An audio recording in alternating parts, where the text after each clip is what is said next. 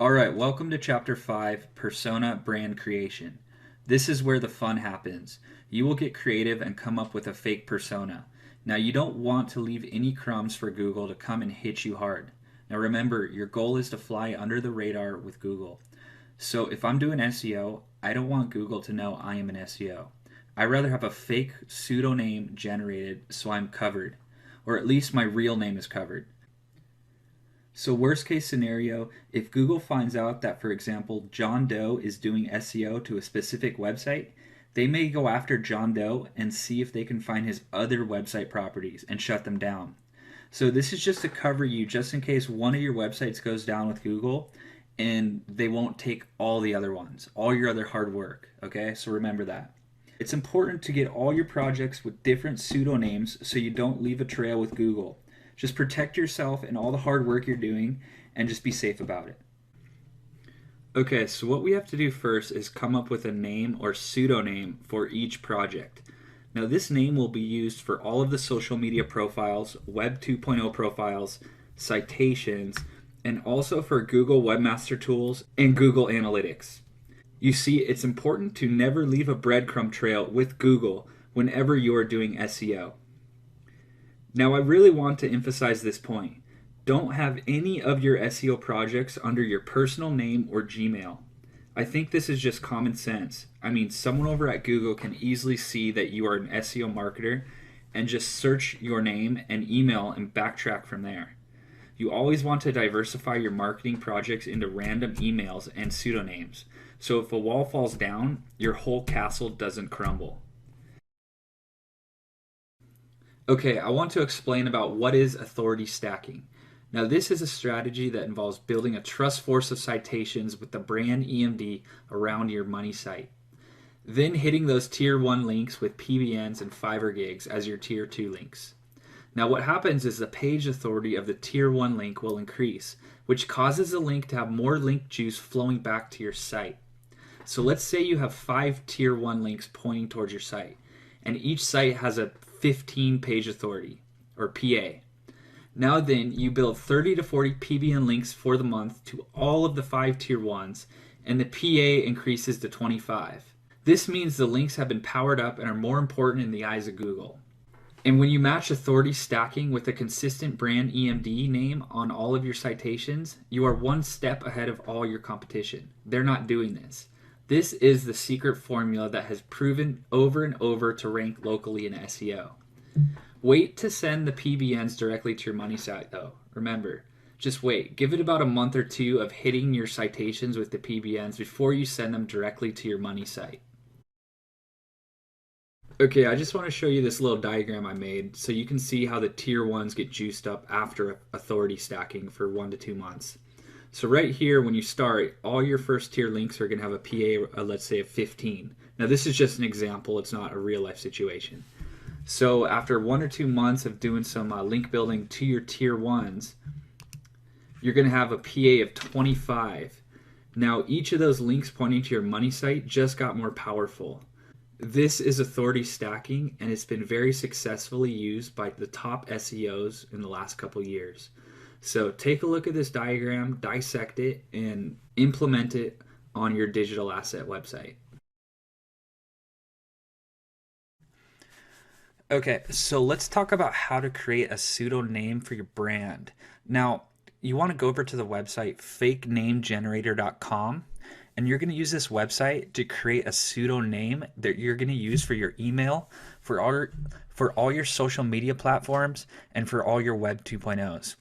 You want them all to be consistent, and this name is going to be the face of the brand, because you don't want to be marketing with yourself or your real name, because if something happens, they're just going to go straight to the source. Now, after you get this pseudo name, go ahead and create a Gmail account with it. Now, this account you're going to use for all your registrations. When you outsource, you're going to tell them this is the account to use for all your citation builds, and just keep it all in one place.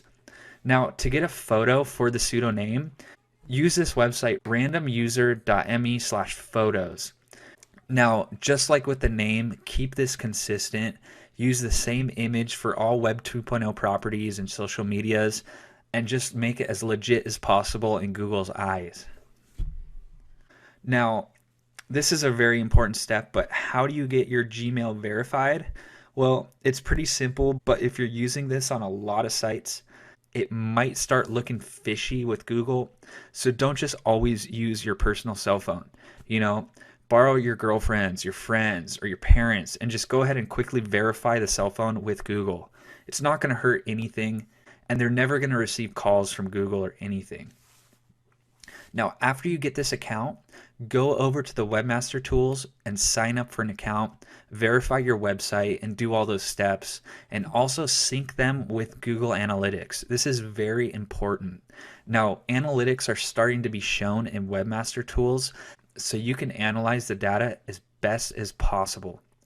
Now, I just want you to be wary about the Fiverr Gmail setups, because the problem with those is the verifications are not coming from the US, and that just throws up a red flag with Google. And remember, Google has a strong lockdown on accounts created in India or Bangladesh or anywhere that you're outsourcing to. So just be careful with that. Now, after you get the name and the email, you want to go over to the website registrar, for example, GoDaddy in this case, and change the who is information inside the registrar. Now this is really easy, and I'm going to show you how to do this. And let me show you how to do this. Okay, so I'm inside of GoDaddy, and what you want to do is go to your domain, and right here where it says contacts, just click here, and all this stuff here you can just edit. So just click here and enter your pseudo name in all these boxes and the address that you come up with, and it's that simple.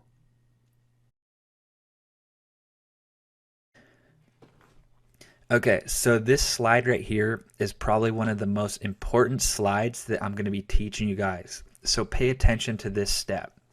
Now, when you're in Google My Business for the page optimization, you really want to treat it as if you're applying for the #1 job in Google. You want to have all the bragging rights of what you've accomplished. You want to tell them what you're most proud of, and you want to have it all written in the description. So when you're writing the description for the Google My Business page, you want your business to stand tall and be very confident in what they are and what they have to offer. So throw the keyword and some LSI variations in there a couple times and you'll be good to go. Don't keyword stuff, but just remember, brag here as much as possible. So here's a quick example. Let's say you're trying to rank an SEO place page. Type in the description, I can rank more SEO terms per hour than anyone locally in city. So this is saying that you're the most confident SEO in that city. Or say something like, I've ranked 55 websites on the first page of Google with ease. Now this is just going to show Google that you're passionate about your industry and you really feel like you should be #1 in their search. You want to fill out the Google page 100%. Now, when you're doing the images, it's very important that your images have all the location-based tagging done. Now, you'll see more of that in the on-page chapter, but I just want to reiterate the fact that before you upload the images to your website, get them geotagged with Picasa, and then get the meta tags correctly labeled on the photos. So for the Google optimized images, this is another important step.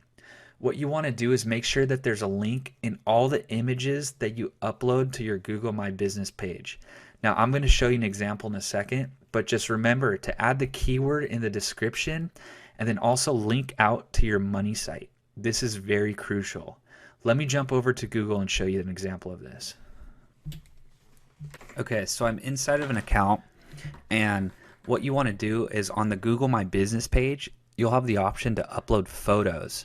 Now, you upload the photo and then you actually click on the photo like I did here, and on the right hand side there's a section under the logo and you can just click it and actually edit this content. And what you want to do is put a couple keywords in here and a link back to the site. So every picture in your Google My Business page is going to have this description and a link back to the site. All right, so let's talk about branding and authority stacking on the brand. Now, one of the most important thing Google looks at is how your brand is portrayed on the internet. You want to have that brand on as many Web 2.0 properties and social media sites as possible. So the following is how I do that if I'm outsourcing. Go to branding.me, lock my brand, and Noam. Those are the top sites for choosing your social media platforms and getting your brand out there. So take a look at them. They can be expensive, but they're worthwhile in the end. And also, if you want to do some more good citations, use localcitationservices.com. But I'm going to be explaining more about citations in the off-page chapter.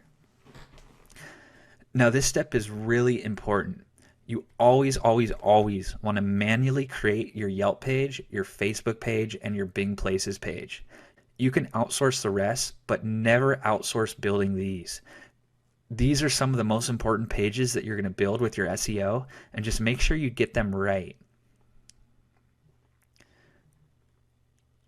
Now let me pull up the trust flow template really quick and show you how you can keep track of all your citations in one place. You really want to track all this data because when it comes time to building out more citations, A, you don't want to create duplicates, and B, you want to know just a quick place where you can grab a list of URLs, in this case tier 1 links, and blast tier 2 links to them, which I'll be explaining in the off-page chapter. All right, so if you want a list of the top citations, because there's a lot of them, I have put together a list on my website, gregmontoya.net. So just follow that link and go check it out, and make sure that your brand is established on each of those citations. Now, I like to use brightlocal.com. It's a little expensive. It's in the $35 to $40 range. So when you're starting out, you may not need it. As you get a budget going, I highly recommend looking at it. What it does is A, gives you some in-depth reports that you could send to your clients to make you look really authoritative. And B, it helps you stay really organized with all your citation building. And when you have all your citations in one place, just like on the template I just showed you, it's so much easier to go and attack those citations with your tier 2 link building. Okay, so getting your Google Webmasters account set up is really important and going to be critical to your success. First, you want to set up the Webmasters account with the Gmail that you created for that specific project. You always want to isolate each project as much as possible. Never put a bundle of projects on the same email address, because if that email address gets pulled, all your other projects are going to fall like dominoes. So make sure you isolate each email with each project, and then inside Google Webmasters, sync the accounts. That means go in and setting up your analytics account to be fed into your Webmasters account. It's really easy to do. Now for a ninja secret, go to this bit.ly link below, and it's going to show you how to get about 10 SEO dashboards in your analytics account, which help you track some really cool data. I use it with all my projects, and it's an awesome tip. Now, as we're ending this chapter, I really want to emphasize the point why you're building out all these brand social media accounts and brand Web 2.0s. What you're doing is really trust pulling with all these high domain authority citations. Now, everything now is based on domain authority with local SEO.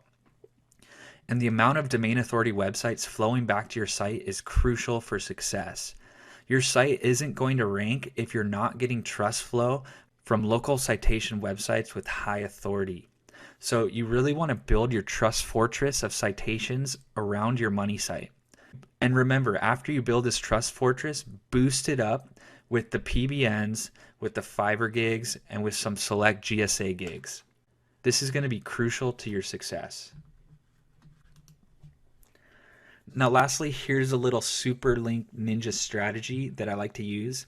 And this website, Rebel Mouse, is awesome because it's a content curation site. So what you can do is create an account on Rebel Mouse, and it's going to give you a homepage where you can place any type of content you want on there. So when you boost up this domain authority page with PBNs, with Fiverr gigs, the link juice is going to flow to all the content URLs on that page. So it's kind of like you're bundling all the pages together and pouring link juice on them. So if you look at it, your PBNs are going to be better spent on pages with lots of outbound links to your money properties. So with as little as 5 to 7 PBNs, you can do a lot of damage. This is just going to cause more juice and more authority with the citations. And in the end, it's going to cause your listing to skyrocket in the 7-pack, and you're going to see a lot quicker results. That's it for chapter 5, and I'll see you in the next.